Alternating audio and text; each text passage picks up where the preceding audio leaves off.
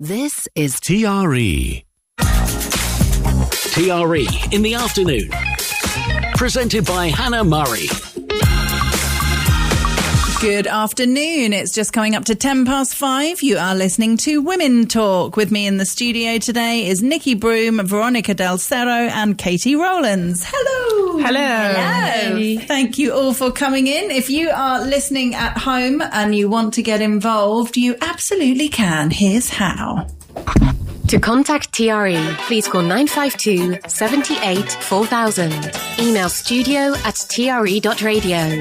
Send us a WhatsApp on +34 645 99 67 95. What a beautiful day.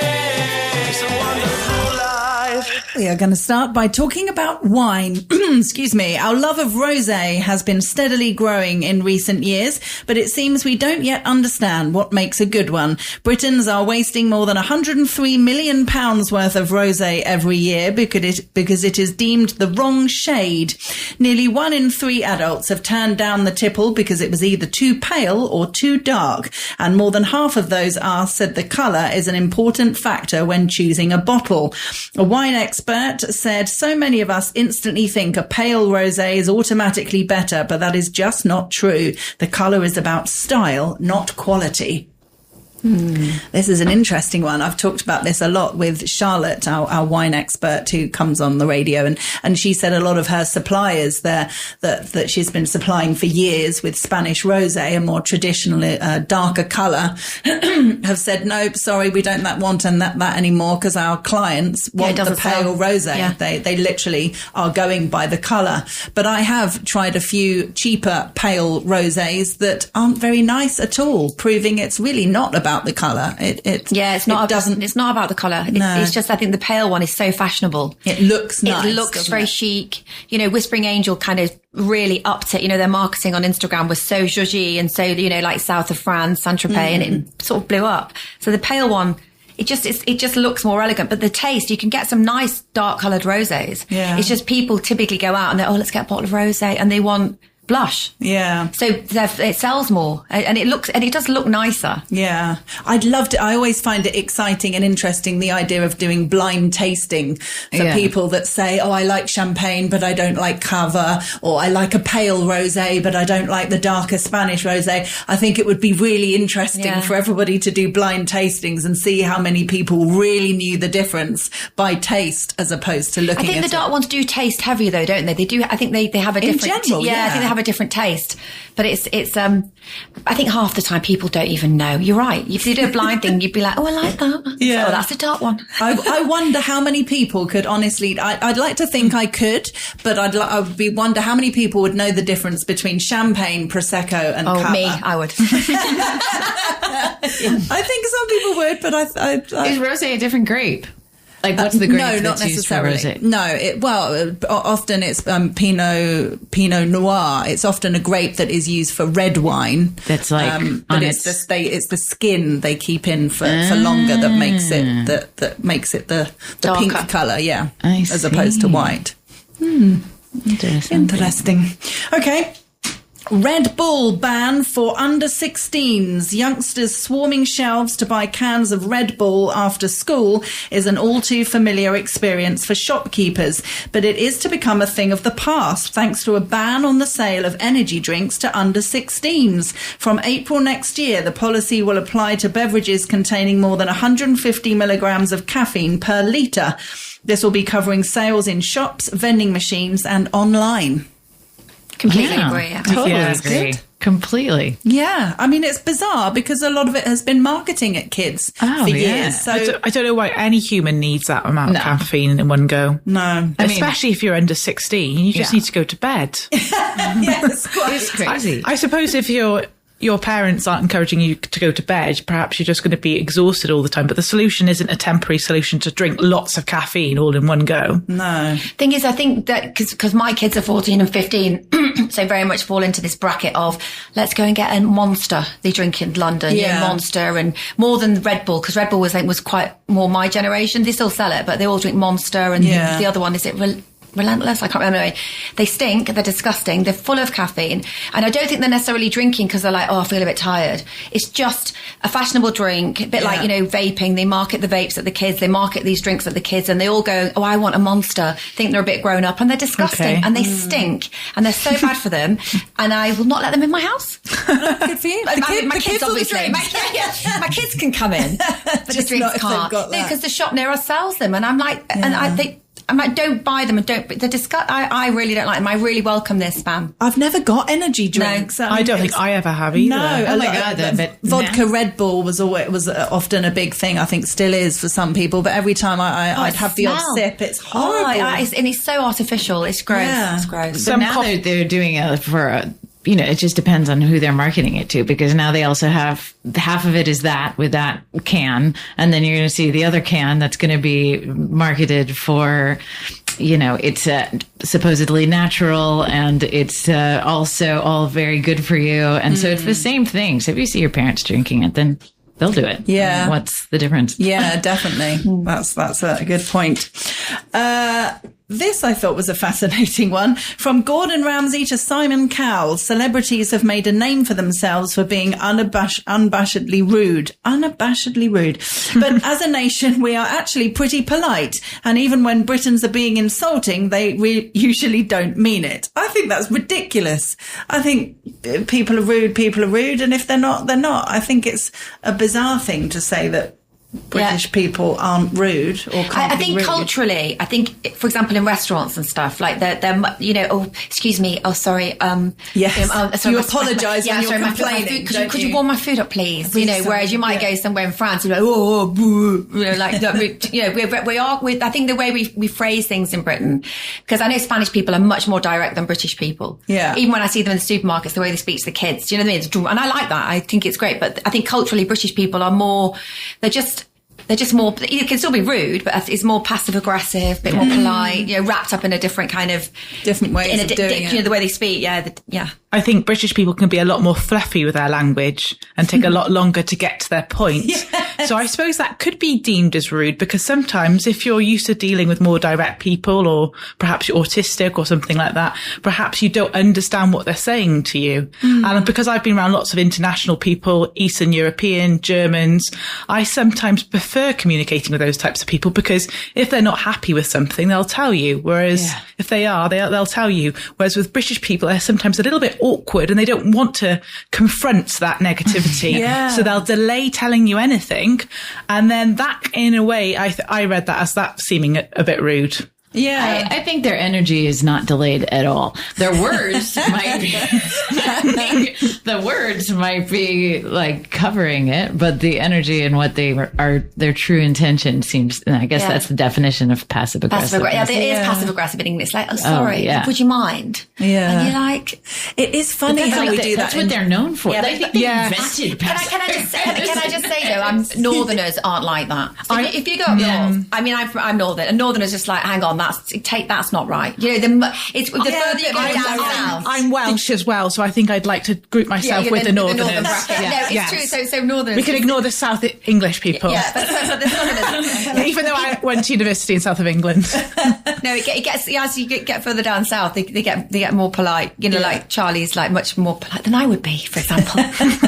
I get it with the restaurant thing, because if I've ever had to complain, say, could this be heated up, or this wasn't what I ordered, or anything that you need to say something about, I'm lacing it with sorries. Yeah. Because I feel bad for the wait staff. I've been a waitress before, so I feel bad for them. It's not their fault. Particularly if the restaurant's really busy. And I'd never want to be seen as being rude, because I would never go, this is cold. Yeah. You say, I'm really sorry, but this is actually a bit cold. Would you mind heating it up a bit? Thank you so much. I'm really sorry. Yeah. That's how I would say it. I wouldn't go, this is cold. Can you heat it up? And would Spanish people just go, take it away, it's cold. I mean, they're more direct. I mean, direct, but not rude. Not rude. Yeah, but just more straight. Yeah. And it doesn't have to be rude, does it? It doesn't have to be rude just to be more straight. Something that one of my Spanish friends has said many times is Spanish people say please and thank you a lot less than British people. Yeah. Not because they're rude, but they don't need to say please and thank you. You know, if you're in a different restaurant, culture, the waiter brings you the sugar, we would say thank you. Manners, then you bring the food, thank you. Every time they bring you something, a British person would typically say thank you. The Spanish generally think that's ridiculous. You only need to say thank you once. You don't need to keep saying it. And that's not a rude thing. That's just a cultural thing. Yeah, yeah. I guess also when you're saying cultural thing, it's a status situation that is different in every culture, and how it's in, I think different cultures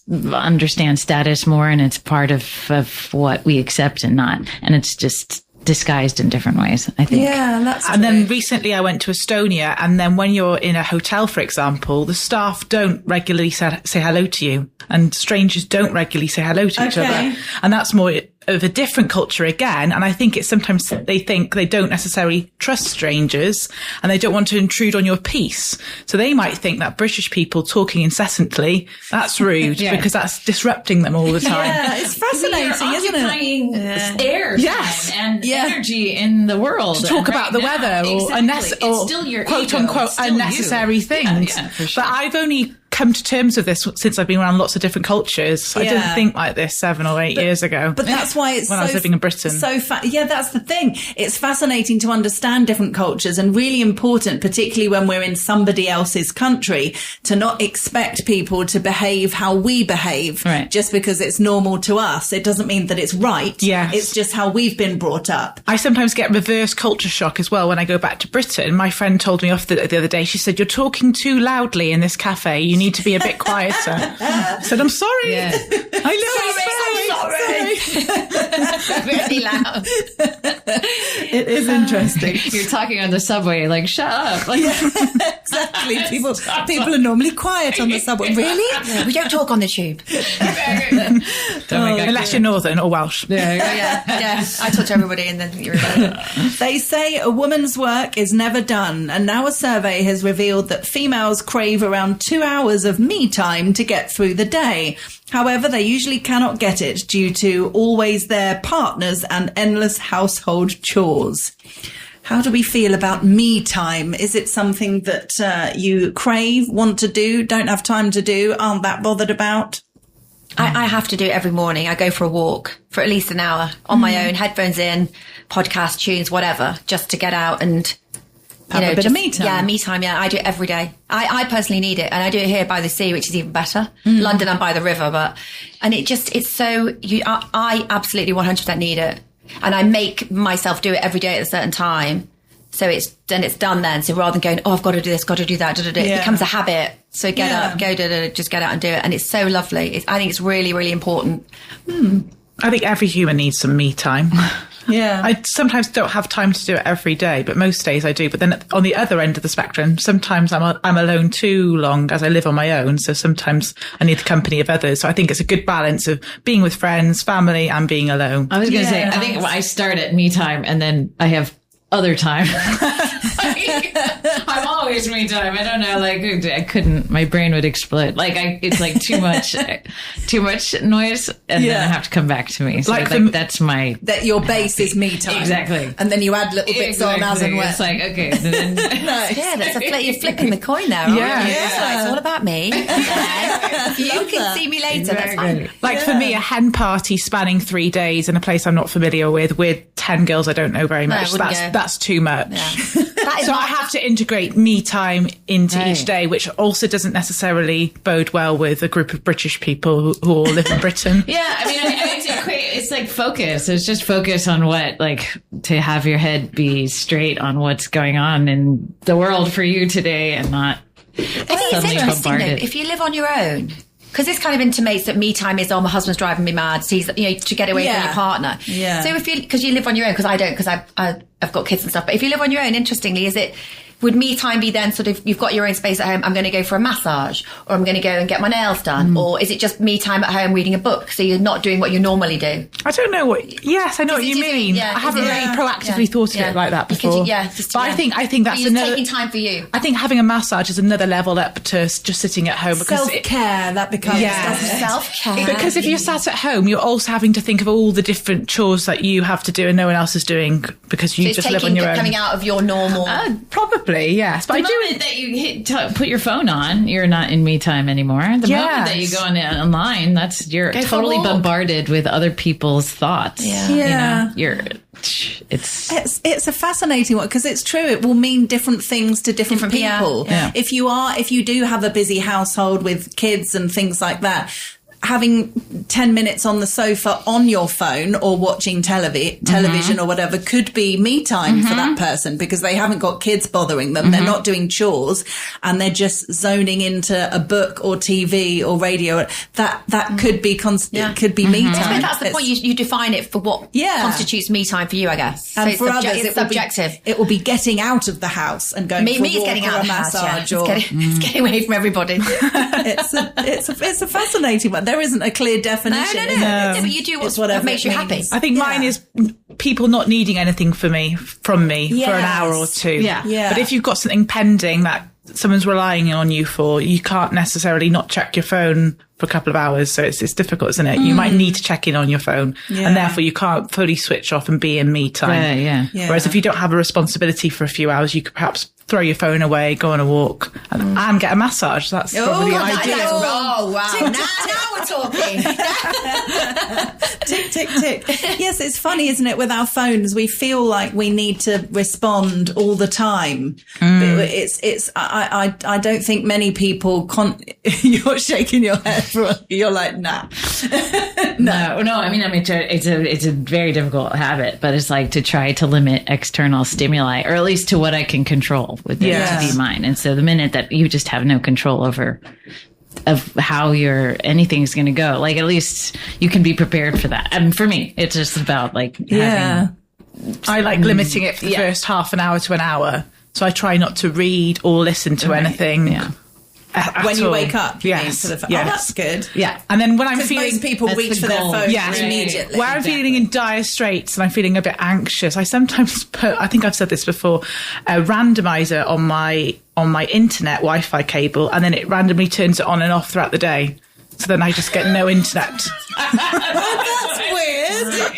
Do you know what I did recently that I would advise, actually? You're not sure about that, are you? That's crazy. And then it will force me to get up and go out the house or read a book, rather than responding to people's messages and scrolling. Yeah, if your internet's off, you can't. They do say that to the kids, actually. The ding, apparently, in psych research, is that just hearing the ding on your phone just starts to... I have no notifications.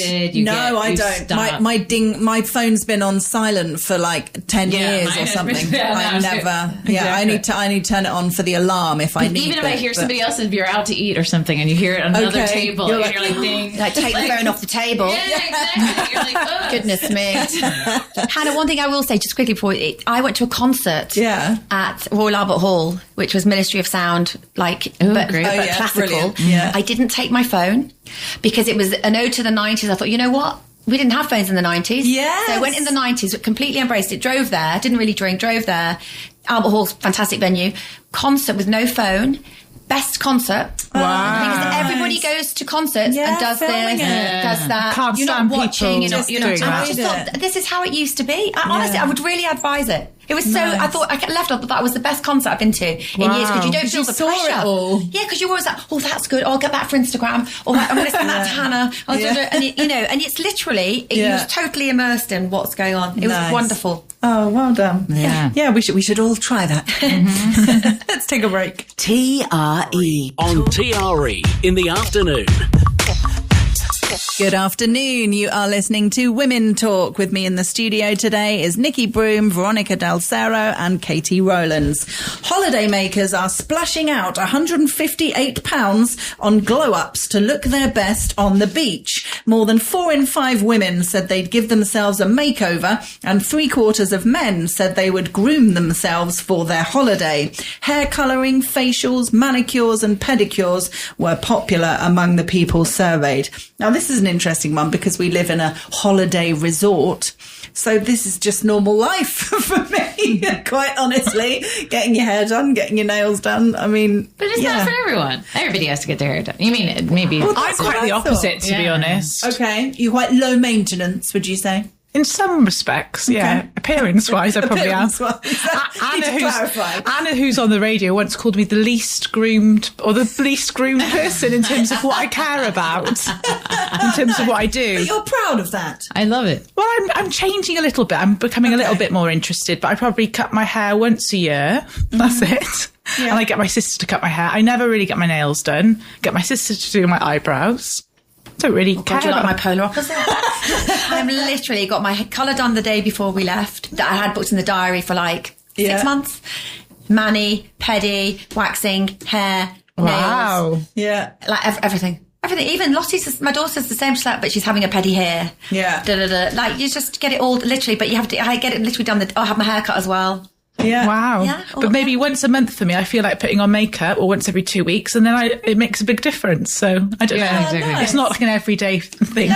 I'm not too bothered about Absolutely. makeup, but actually sort of hair and feeling nice. It's just, I think but I love all that stuff. Yes. But my sister couldn't give her monkeys. So it's not a sort of, it's like, not Just an upbringing, everybody's it's just me. different, isn't it? Yeah, no, absolutely. And there's no right or wrong. It's no. just people being different. And I think if you're actually throwing yourself into the sea properly and properly going swimming, you can't really be doing your hair and nails all the time. No, that's true. Is that what you do? Depends Yes. how you- What is it? A surfer or something? No. I like loads of different sports. So my favourite things is to throw myself down a mountain on a bike, or jump off a rock, or Oh, you go see, upside down. I think I don't agree. I think you can still be sporty and still do things like that. Because my daughter's a hockey goalkeeper. Yes. That's quite intense. And she's got playing hockey goalkeeping for like national team with like big long white nails. Wow. So you can do it. Yes, apart from It's when a bit it's stereotypical that it's 40 and you if can't it's be. 30 degrees, I think a lot of Spanish people, I don't know, you're sweating it all off. You can't really be wearing makeup or I don't know. Exactly. No, not And she's makeup, but you can still get your hair when cut she and goes on colour done. vacation. Of Which course. is that question. Sorry, right? Veronica, say that I said again. I don't think she's No, playing she played in a hockey. match at the weekend with her nails done. Wow. On No, vacation. no, she's in London, but she had her that's- nails done playing a match. Right. So but you're talking about coming to the beach. Yeah, right? people going on holiday. And I guess that's the other question. It's like where you want to go on holiday. I think to me, I would go on holiday, like you're saying, it would be to a remote island where I don't have to go out and and I'm totally relaxed. It's like, cause going out is like working.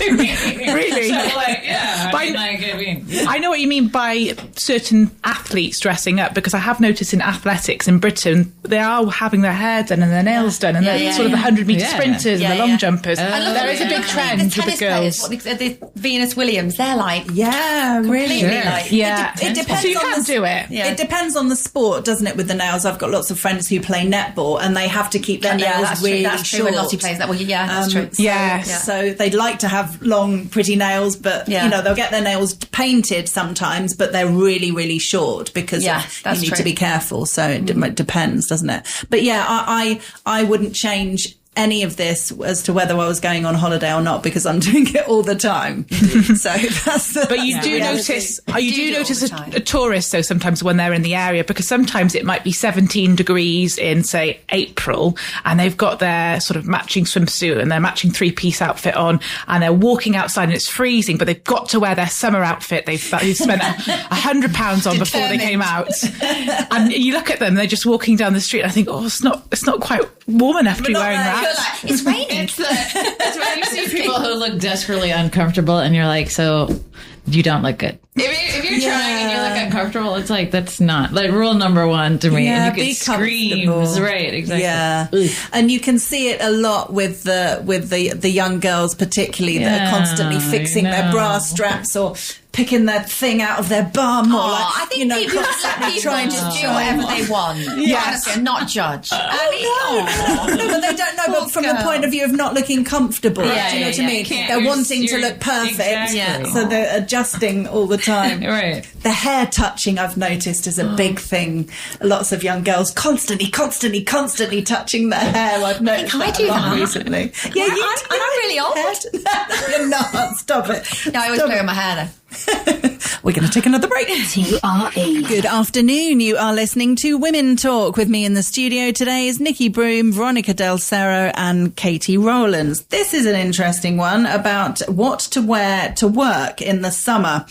This is an issue happening in Japan. Female office workers have complained of leg hair harassment after men were encouraged to wear shorts to work. Employees in Tokyo have been told they can ditch their suit and tie in favour of casual clothes as temperatures reach 40 Celsius in Japan. However, etiquette dictates that women are still expected to wear tights in the office. They have coined the term sunihara, or leg hair harassment, after taking offence at the sight of their colleagues' calves. Well, that's a bit unfair, isn't it? So the men can wear shorts, whereas the women still have to wear tights. But it's mostly not okay. it's mostly unfair towards men in most situations, though. Yeah, it's normally the other way Yes. around, isn't it? That women can wear skirts and men always still have to wear trousers. I'm Tights in hot weather be a nightmare. Oh, yeah. Can you imagine? Can't stand tights. No. Be nice. No, I mean, I think we're used to seeing it here all the time. I think men depending on the job, but even like office jobs, real estate, things like that. I think often in the summer, men could be in shorts, like Yeah. nice tailored shorts. Yeah, with like a linen shirt or something. Exactly, or even a smart short sleeve shirt or a smart polo top, shirt, things yeah. like that. I think that's absolutely fine. I disagree. But again, that with. sort of sounds like a cultural thing, doesn't it? Do you know what I mean? Yeah, Because you couldn't maybe. say to your sort of European company, women have to wear tights in summer. They'd be up in arms. They'd be like, Yeah. no way. If the men wear shorts with no tights, then we can. Yeah, absolutely. It's obviously just, yeah. I totally think there should be a sort of winter uniform and summer uniform. I agree. It's like school. When it comes, yeah. Well, for jobs that require, Yeah. I wonder certain why amount of- they have to wear shorts. They're encouraged to wear shorts. Do they not have air conditioning, I wonder? I don't know. Well, they're just making the men more comfortable than the women. Clearly, they're allowing the men to be more Yeah, comfortable. but in the States, there's so much air conditioning that you have to wear like winter clothes when you Really, because Yeah. it's really cold. Yeah, always. It's Oh, freezing God. when you go into places. You're Oh, like, how ooh, ooh. funny. Yeah, yeah. But for And then example, you go out and you're really hot. Yeah. in a lot of the local schools, they're very outdoor places, so you Right. need to make sure that you're wearing cool clothes, which is probably quite casual in comparison to, say, a British school. But otherwise, you'd be boiling all the time because you have to go outside to get to the next classroom and things like that. So I do think it's important that both men and women are able to feel comfortable so they can Yeah. do their job properly. Yeah. It is fascinating, isn't it? The different culture and aircon. You're right, makes a huge difference. Right. I always, whenever I'm in the UK, always tend to wear layers a lot more. Yeah. So being outside and needing a top, a jumper, a coat, a scarf, but then you might go into the restaurant and you literally pretty much take it all off off. because it's too hot. So you need all the different layers depending on where you are. Yeah, because in the States you won't even, they don't walk. Like you would go from your office to your car into your house and literally into your garage. You could not go outside. I'm not even kidding. Like they'd be like, yeah, you're right. They won't walk. So they will never feel No, what it's like because outside. people actually, there's actively like the allergies or whatever. It's always in air conditioning. So Yes. that's going to change. it It does just make a depends. But if you're in difference. New York and walking, it just depends on where you are. Yeah, I'm constantly saying here, people are saying to me, "Oh, it's hot today, isn't it? It was a hot one." I'm like, "Was it?" If you're in work, I can see what the weather's like, but I'm not feeling it. I'm in air condition all day, Yeah. and it's only when I leave at 6 o'clock, I'm like, "Whoa!" Someone put the hairdryer on, and suddenly you realise. Oh my God. Okay, many of us spend decades striving for the perfect balance of ambition, family life, happiness, and financial security. But a truly balanced life is most likely after the age of 60. I think that sounds reasonably sensible because when you're 60, you've kind of done most of your work. You've probably got a pension. You're mature. Do you know what I mean? You've probably got stable life. Your kids have gone. If you have kids, your kids have gone. Do you see what I mean? You kind of then have more time to explore doing stuff on your own or doing stuff with your partner or whatever, because the stage of life that you're at lends itself to having more balance, because you're not getting up, going to work, going to school. You just sort of, and financially people tend to be more stable at that age. Than, I think it makes sense. It does make sense. I like how they divided it. It was like ambition, personal. What are the categories? It was like ambition, family life, happiness, and financial security. It's like the perfect 4 pie. I guess you're also less ambitious once you get. What about health? Surely health should be up there. That's quite an important. I feel like they're missing out. They're definitely missing relationships. That was a mention.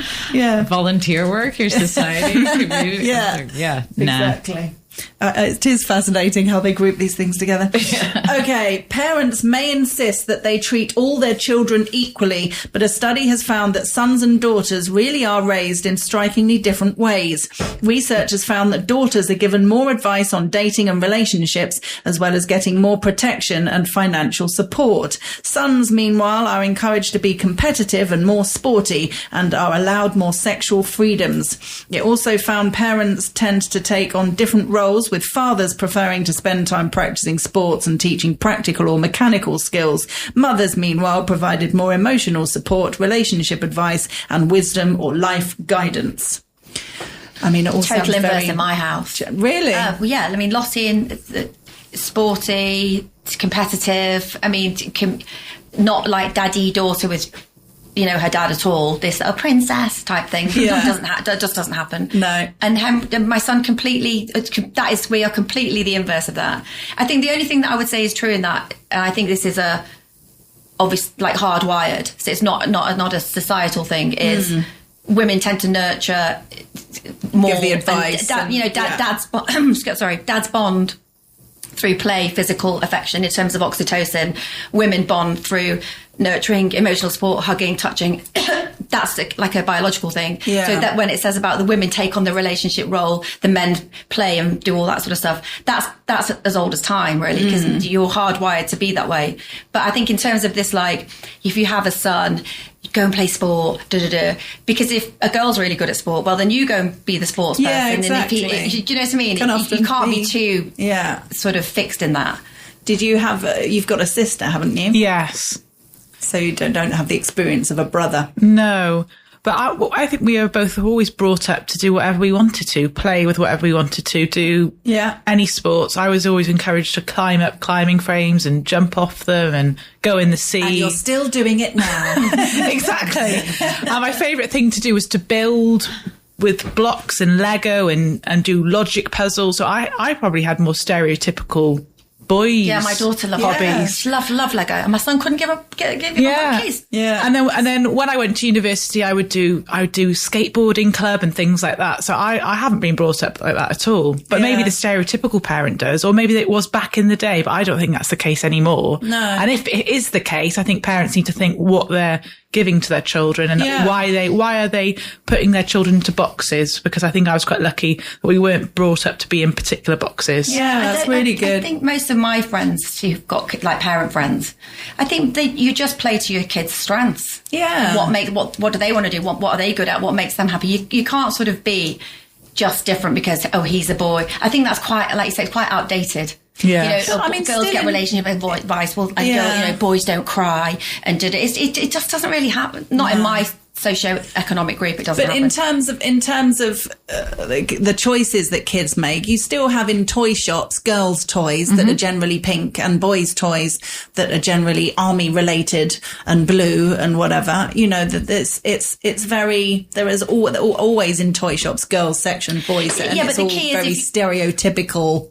If your kids go in and go, I'm going to go straight to like Action Man, they'll find whatever. Do you know what I mean? Whatever. Yeah, I suppose you've got the parental input. Or if your boy wants a doll and no, that's not happening. Joking.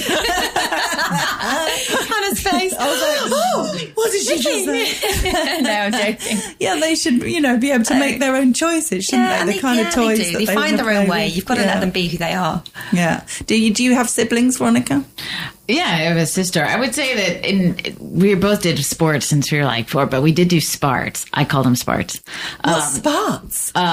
Sports that are more artistic. Any sport, to me, okay. any sport that is judged with scorecards is Okay. a spart, in my I've opinion. never Because heard that. it's not timed. So I think like anything that, or it's like like gymnastics and Exactly. all that sort of. Okay. I just call them sparts. So we've always done sparts. So it's like so I think that's part of it is like my mom wanted to be around there. They're initially, when it comes to it, your mom is the person or your dad, whoever is going to take you to those things is probably going to enjoy those things more. Whoever has a little bit more influence or time or wants to go to the practices, unless they're like, oh, I want to do this and that. Yeah. I guess that's so I reflect on that. I have some students that are, they're different cultures and nobody plays soccer. She said she's in 3rd grade. She was like, girls don't play soccer. What? And we were talking. I was like, yes, they do. Yes, they do. And because she's a rhythmic gymnast and she's very, very high up in rhythmic gymnast. And no, they don't. And she's very, and I was like, yeah, they do. And it was totally opened her mind. And that was her opinion. Wow. And It wasn't that she was being prejudiced. She genuinely didn't know that girls play football. She was like, no, I think there's like 2 people in my school. What? And I was like, yeah, no. So I mean, it just depends There on are actual leagues. There's a World Cup. Yeah.